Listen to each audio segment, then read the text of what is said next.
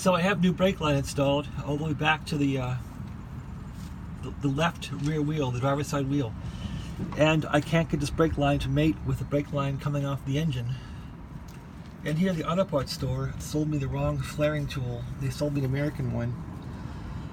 So I went back in because I broke the American flaring tool, as you saw in the last video, and I got this $24 European tool, which seems a lot better. And somebody came over here and wanted help with a drill or putting a license plate on, and I helped them out, and then I lost the 6mm insert, but then I found that I have a 4.75mm line, so I'm trying to flare this again.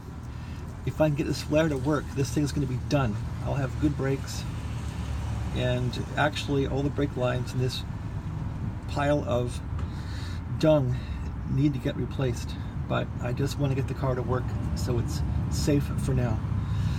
Thanks for watching and have a great day.